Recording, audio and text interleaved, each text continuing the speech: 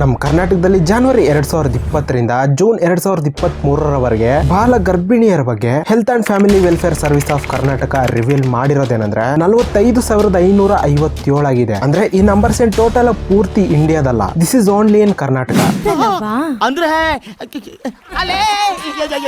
So hi hello and welcome to MM Facts. ಈಗ ಮಧ್ಯದಲ್ಲಿ ಹೇಳ್ತಿದ್ದೀನಿ ಅಂತ ಏನು ಅನ್ಕೋಬೇಡಿ. ಅಂಡ್ ಈ ನಮ್ಮ ನಾಲೆಡ್ಜ್ ವರ್ತ್ ಅನ್ಸಿದ್ರೆ ಚಾನಲ್ ಅನ್ನ ಸಬ್ಸ್ಕ್ರೈಬ್ ಮಾಡಿ, ಬೆಲ್ ನೋಟಿಫಿಕೇಶನ್ ಆಲ್ ಅಲ್ಲಿ ಇಟ್ಕೊಳ್ಳಿ. ಸೊ ಹೀಗಾಗೋದಕ್ಕೆ ರೀಸನ್ ಏನು ಅಂತ ನೋಡೋದಾದ್ರೆ, ಕೆಲ ಕುಟುಂಬಗಳು ತಮ್ಮ ಆರ್ಥಿಕ ಹೊರೆಯನ್ನ ಕಡಿಮೆ ಮಾಡ್ಕೊಳ್ಳೋದಕ್ಕೆ ಅಥವಾ ಆದಾಯವನ್ನ ಗಳಿಸೋದಕ್ಕೆ ಟೀನ್ ಏಜ್ ನಲ್ಲೇ ತಮ್ಮ ಹೆಣ್ಮಕ್ಳಿಗೆ ಮದ್ವೆಯನ್ನ ಮಾಡ್ಕೊಟ್ಟು ಕಳಿಸ್ತಾರೆ. ಸೊ ಆ ಮದ್ವೆ ಆಗ್ತಿರೋ ವ್ಯಕ್ತಿ ಯಾರಾದ್ರೆ ಇರ್ತಾನೋ ಆತ ರಿಚ್ ಕಿಡ್ ಆಗಿರ್ಬೇಕು. ಅಪ್ಪಿ ತಪ್ಪಿ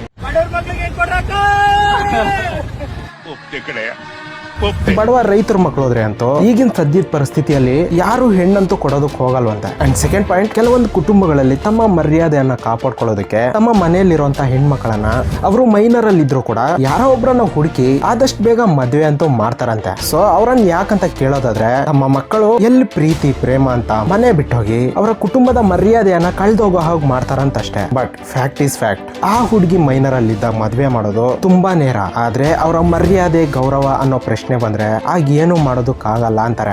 ಸೊ ಮದ್ವೆ ಅಂತೂ ಮಾಡ್ತಾರೆ. ಅಂಡ್ ಅದರಿಂದ ಆಗೋ ಎಫೆಕ್ಟ್ಸ್ ಏನಂತ ಈಗ ನೋಡೋಣ. ಫಸ್ಟ್ ಪಾಯಿಂಟ್, ಅಪೌಷ್ಟಿಕತೆ. ಅಂದ್ರೆ ಟೀನೇಜ್ ಪ್ರೆಗ್ನೆನ್ಸಿಯಿಂದ ಆ ತಾಯಿ ಮತ್ತು ಮಗುವಲ್ಲಿ ಅಪೌಷ್ಟಿಕತೆ ಅಪಾಯವನ್ನು ಜಾಸ್ತಿ ಮಟ್ಟದಲ್ಲಿ ಉಂಟು ಮಾಡುತ್ತಂತೆ. ಅಂಡ್ ಸೆಕೆಂಡ್ ಒನ್, ಆ ಗರ್ಭಿಣಿ ಸ್ತ್ರೀಯಲ್ಲಿ ರಕ್ತಹೀನತೆ ಆಗುವಂತ ಹೆಚ್ಚಿನ ಅವಕಾಶವಿದೆ. ಹಾಗೆ RBCS reduction in the number of red blood cells ಹೀಗಾಗೋದ್ರಿಂದ ಅವರ ಪ್ರಾಣವನ್ನ ಕಳ್ಕೊಳ್ಳೋ ಸಂದರ್ಭಗಳು ಕೂಡ ಬರ್ತವೆ. ಅಂಡ್ ಈಗ ಕಳ್ಕೊಂಡಿರೋಂಥ ಸಂಖ್ಯೆನು ಕರ್ನಾಟಕದ ಕೋಲಾರದಲ್ಲಿ ರಿಜಿಸ್ಟರ್ ಆಗಿದೆ. ಸೊ ಫೈನಲಿ ವಿಡಿಯೋ ಇನ್ಫಾರ್ಮೇಟಿವ್ ಅನ್ಸಿದ್ರೆ ಜಸ್ಟ್ ಒಂದು like and subscribe for more videos.